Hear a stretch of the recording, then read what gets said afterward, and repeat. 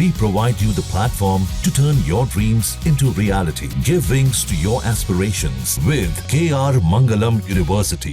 1 जुलाई 2025 पाकिस्तान को एक बड़ा सदमा लगने जा रहा है, क्योंकि भारत की नौसेना को एक नया और बेहद ताकतवर जंगी जहाज मिलने जा रहा है, जिसका नाम है INS तमाल।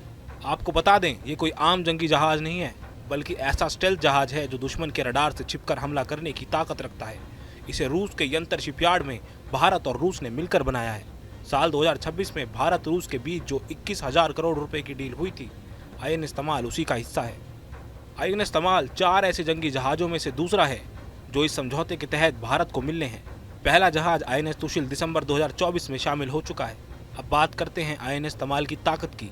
ये एक मॉडर्न युद्धपोत है जिसकी लंबाई 125 मीटर और इसका वजन करीब 3,900 टन है। इसकी रफ्तार 55 किलोमीटर प्रति घंटा तक पहुंच सकती है।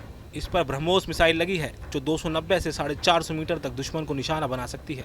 इसके अलावा इसमें कमोव 28 और कमोव 31 हेलीकॉप्टर तैनात किए जा सकते हैं, जो समुद्र के नीचे दुश्मन की पनडुब्बियों और आसमान में दुश्मन की हलचल पर नजर रखते हैं। इस जहाज की सबसे बड़ी खासियत है इसका स्टेल्थ फीचर, यानी ये दुश्मन की नज़र से छिपकर अपने मिशन को अंजाम दे सकता है। इसे ऐसे डिज़ाइन किया गया है कि यह दुश्मन के रडार पर नहीं आता, चाहे वो रूस का S-500 एयर डिफेंस सिस्टम ही क्यों ना हो।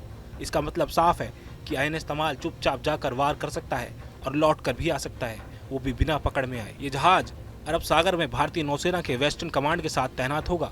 ये इलाका बहुत ही संवेदनशील है, क्योंकि यहीं पाकिस्तान के साथ भारत की समुद्री सीमा है। पाकिस्तान का सबसे अहम नौसैनिक और व्यापारिक बंदरगाह कराची भी इसी इलाके में है।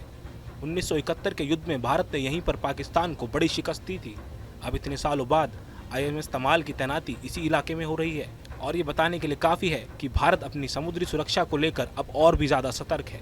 इस पूरी डील की बात करें तो भारत को 4 जहाज मिलने हैं, जिसमें से 2 रूस में बने हैं, INS तुशिल और INS तमाल, जिनकी लागत लगभग 8,000 करोड़ रुपए है। बाकी 2 जहाज भारत के गोवा शिपयार्ड में बनाए जा रहे हैं, वो भी रूसी टेक्नोलॉजी की मदद से। उनकी लागत करीब 13,000 करोड़ रुपए होगी। ये सिर्फ एक रक्षा सौदा नहीं, बल्कि मेक इन इंडिया को मजबूत करने की दिशा में एक बड़ा कदम भी है। खास बात यह है कि INS तमाल के करीब 26% हिस्से भारतीय तकनीक और सामान से बनाए गए हैं, यानी भारत केवल बाहर से हथियार नहीं खरीद रहा, बल्कि खुद भी बना रहा है।